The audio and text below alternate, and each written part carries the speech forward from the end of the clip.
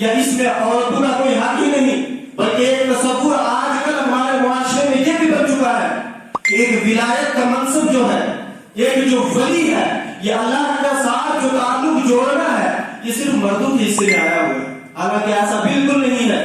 جتنا حق ایک مرد کو ہے کہ وہ عبادت کر کے اپنا تعلق اللہ سے جوڑے،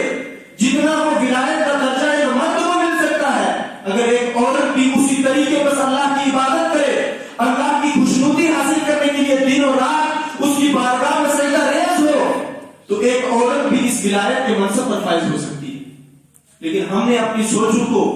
ایک محدود تک بنا لیا ہے، ہماری سوچیں ایک محدود پیمانے پر جا کر رک جاتی ہیں۔ ہم سوچتے ہیں کہ نہیں، آج عورت کا اس معاشرے میں صرف یہی مقام ہے، وہ گھر میں آئے، ہمیں پکا کر، ہمیں کپڑے دھو کر دے، بس اس کی اتنی ذمہ داری ہے۔ ایک مرد آج اپنی بیوی کو جہاں ہزاروں قسم کے حکم دیتا ہے، میرے کپڑے دھو، مجھے کھانا پکا کر دے، اگر یہی مرد ان تمام حکموں کے ساتھ یہ حکم بھی دے دے کہ آپ 5 ٹائم نماز پڑھو، آپ روزے رکھو، آپ اللہ کی عبادت کرو، تو پھر کوئی بھی بچہ کل اس اسلامی معاشرے میں ایسا پیدا نہیں ہوگا کہ جس کی وجہ سے ہمیں یہ کہا جائے کہ یہ مسلمان کا بچہ غلط کر رہا ہے۔ کیونکہ ایک بچے کو جہاں باپ کی تربیت کی ضرورت ہوتی ہے، جہاں ایک بچے کو باپ کی شفقت کے ساتھ ساتھ اس کی تربیت کے ساتھ بڑا ہوتا ہے، تو وہ ایک اسلامی بچہ بنتا ہے۔ لیکن اگر اسی بچے کی ماں بھی نیک ہو، اسی بچے کا باپ بھی نیک ہو، کہ جب دونوں نیک ہو، اللہ کے فرمانبردار بندے ہوں، تو جب ان کے شکم سے ایک بچہ نکلے گا، جب ان کے ملاپ سے ایک بچہ پیدا ہوگا، تو وہ ایک ایسا بچہ پیدا ہوگا جس کی مثال دنیا میں کوئی نہیں بن سکتا۔ آپ کے سامنے میں 2-3 واقعات پیش کر کے اپنی گفتگو کو ختم کروں گا۔ آپ حضرات نے نام سنا ہوگا امام محمد غزالی رحمۃ اللہ تعالی علیہ، یہ تاریخ اسلامی میں بہت بڑی شخصیت کا نام ہے۔ یہ اپنے وقت کے امام بھی تھے، اپنے وقت میں ولایت کے اعلیٰ منصب پر فائز بھی تھے، اور اپنے وقت کے بہت بڑے عالم میں باعمل بھی تھے۔ تو امام محمد غزالی رحمۃ اللہ تعالی علیہ یہ 2 بھائی تھے، اپنی والدہ سے کتنے بھائی تھے؟ 2 بھائی تھے، ایک تھے امام محمد غزالی رحمۃ اللہ تعالی علیہ، اور ایک تھے امام احمد غزالی رحمۃ اللہ تعالی علیہ۔ تو جو امام احمد غزالی رحمۃ اللہ تعالی علیہ تھے، یہ بھی اپنے وقت کے پائے کے عالم دین تھے اور پائے کے ولی بھی تھے۔ لیکن اس واقعے سے میں آپ کو جو واقعہ آپ کے سامنے رکھ رہا ہوں، اس سے اندازہ لگائیے گا کہ ایک ماں کی سوچ کیسی ہونی چاہیے۔ اور ان ماؤں نے اچھے بچے جو ہمارے سامنے آج جن ہستیوں کی، جن اولیاء کرام کی سیرتیں ہم بیان کرتے ہیں، ان اولیاء کرام کی تربیت میں ماؤں نے، ان تربیت میں ماؤں نے کیا کردار ادا کیا ہے، پھر جا کر ہمیں یہ اولیاء کرام کی شخصیات ملی ہیں، اس کی طرف آپ توجہ رکھنا۔ حضرت امام غزالی رحمۃ اللہ تعالی علیہ اور حضرت امام احمد غزالی رحمۃ اللہ تعالی علیہ یہ دونوں بھائی تھے۔ اب بچپن سے ان کو اپنی ماں نے بڑی اعلیٰ تربیت کی ہوئی تھی، اور امام احمد غزالی جو تھے یہ علم کال کے بہت بڑے عالم دین تھے، بہت بڑے فقیہ تھے۔ لیکن امام محمد غزالی یہ علم حال کے بہت بڑے فقیہ بھی تھے، علم حال میں ان کا بڑا اقتدار ہوتا۔ اب علم کال کیا ہے، علم حال کیا ہے، یہ بہت بڑی بحث ہے۔ بس اتنا سمجھ لیں کہ ایک دوسرے کے ایک وہ انسان جو یہاں سے بیٹھ کر یہ بتا دے کہ فلانے کے دل میں یہ چل رہا ہے، اسی کو حال کہا جاتا ہے۔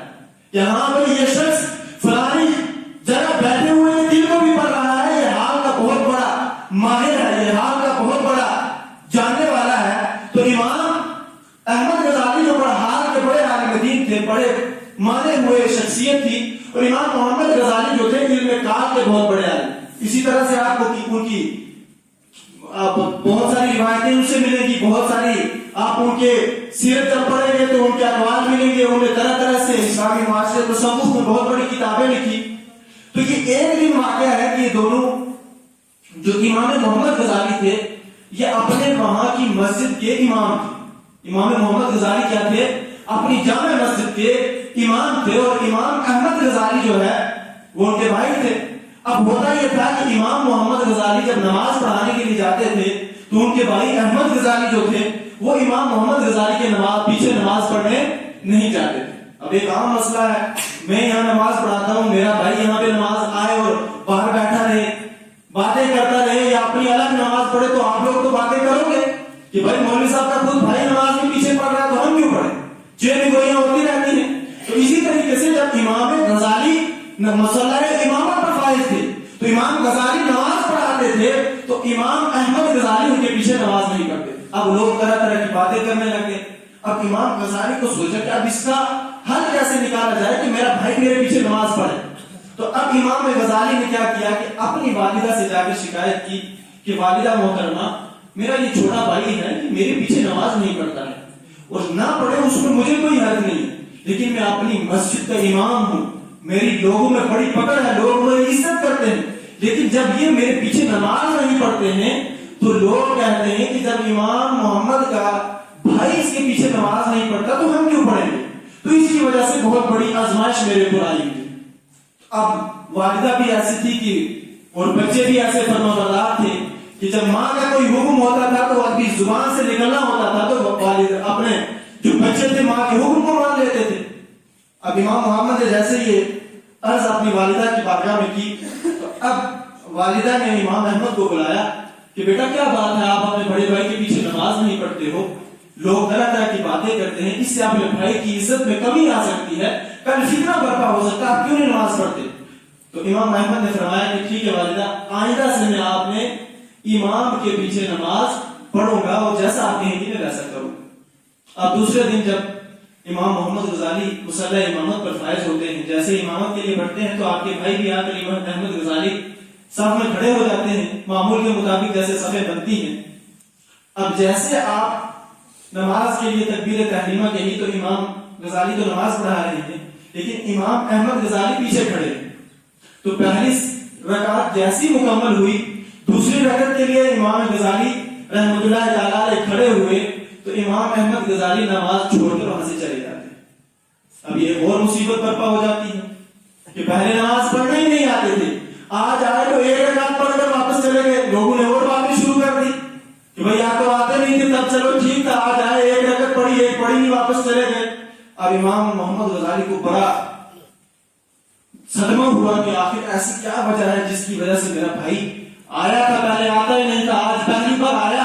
اور نماز ہی پوری کی, اس سے پہلے ہی نکل گیا, یہ کیا وجہ ہے. آج پھر جا کے اپنی والدہ سے شکایت کر دی کہ اما جان آج تو بھائی نے حد کر دی کہ آج جتنی حدیں باقی تھی وہ سب کو پار کر دیا. یا تو آتے ہی نہ نماز پڑھنے, آج آئے تھے تو ایک رکعت پڑھی, دوسری رکعت میں صفوں کو چیرتے ہوئے نکل گئے.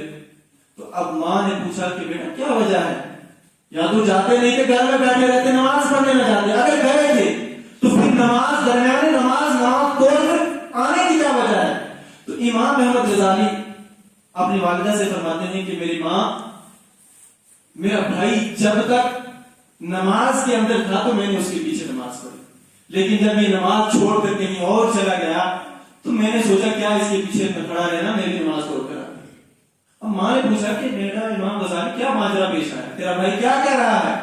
کہ جب تک تو نماز میں تھا تو میں اس کے پیچھے تھا, جب یہ نماز سے باہر ہو گئے تو میں نے نماز چھوڑ دی, آپ نماز چھوڑ کے کہاں گئے تھے. کہا والدہ میں نماز چھوڑ کر کہیں نہیں, میں مصلی پر کھڑا امامت کی نماز مکمل کروا کے آیا ہوں, آپ لوگوں سے پوچھ لیں. بولا پھر کیا ہوا. تو امام احمد غزالی نے فرمایا, کیونکہ علم حال کے بہت بڑے پائے کے بزرگ تھے, کہ فرمایا میری والدہ کہ جب یہ پہلی رکعت میں تھے تو ان کی توجہ اللہ تھی, یہ اللہ کی جانب انہوں نے اپنی توجہ لگائی ہوئی تھی, تب تک میں ان کے پیچھے کھڑا رہا. لیکن جب دوسری رکعت آئی تو ان کا ذہن کچھ ایسے مسائل کی طرف چلا گیا کہ جب اللہ سے توجہ ہٹ کر ان کی نظر, ان کی ذہن, ان کی سوچ کچھ مسائل تھے کتابوں میں جو انہوں نے پڑھے تھے نماز سے پہلے, انہی کی طرف ان کا ذہن مشغول ہو گیا. تو میں نے سوچا جب ان کی توجہ اللہ سے ہٹ کر کتابوں کی طرف آ گئی تو میں نے نماز کو توڑ دی. اب قربان جاؤں ایسی ماں کہ جنہوں نے ایسے بیٹوں کو پیدا کیا اور پھر ان کی اصلاح کیسے کی. اب جب یہ واقعہ سنا اب ان کی والدہ نے, حضرت امام محمد غزالی ارشاد فرماتے ہیں کہ ماں مجھے معاف فرمائیں, مجھ سے یہ غلطی ضرور ہوئی ہے کہ میں پہلی رکعت میں توجہ اللہ تھی میری, لیکن دوسری رکعت میں جو مسائل نماز سے پہلے پڑھ رہا تھا اچانک میرے ذہن میں وہ مسائل آ گئے, میں نے اس کی طرف توجہ کر لی, تو میں نماز سے میری توجہ اللہ سے ان مسائل کی طرف چلی گئی, میں معذرت چاہتا ہوں. تو امام محمد اور امام احمد غزالی کی ماں ارشاد فرماتی ہیں کہ افسوس ہے مجھے کہ تم میں سے کوئی بھی بیٹا میرے مطابق نہ چلا. اب ایک اور بہت بڑا جملہ تھا, ایک بہت بڑی آزمائش تھی دونوں اماموں کے لیے. وہ ہیں کہ والدہ ایسا کیا ہم نے کر دیا کہ جس کی وجہ سے آپ یہ کہہ رہے ہیں کہ آپ کو ہم دونوں بیٹوں پر افسوس آ رہا ہے؟ تو ماں نے کیا ارشاد فرمایا تھا کہ مجھے ایسے بیٹوں پر رشک آتا ہے کہ وہ بیٹوں جو کھڑے تو اللہ کی بارگاہ میں ہو، ایک دھیان نماز میں اللہ کی طرف سے اٹھ کر کتابوں کی طرف جاتا ہے تو وہ اپنے آپ کو امام کہتا ہے، اور دوسرا اپنے آپ کو ولی کہتا ہے، اس کا دھیان بجائے اللہ کی طرف سے اپنے بھائی کے دل کی طرف چلا جاتا ہے۔ کیا یہی عبادت کا طریقہ ہے؟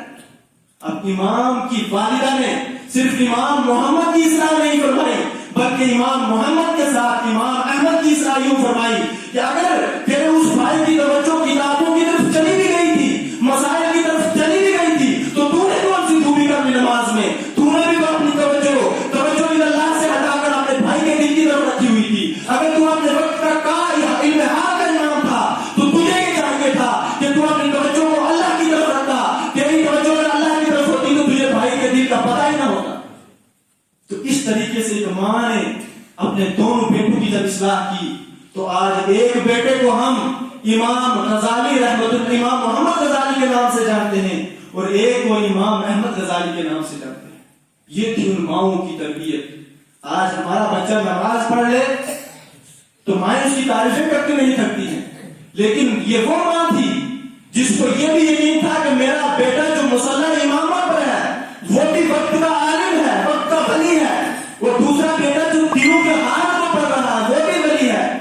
لیکن ان تمام مناسب کے ہوتے ہوئے بھی اس ماں نے اپنے بیٹوں کی اصلاح فرما کر ہمیں ایک درس دیا کہ ہمیشہ ایک ماں ہی اپنی اولاد کی صحیح تربیت کر سکتی ہے۔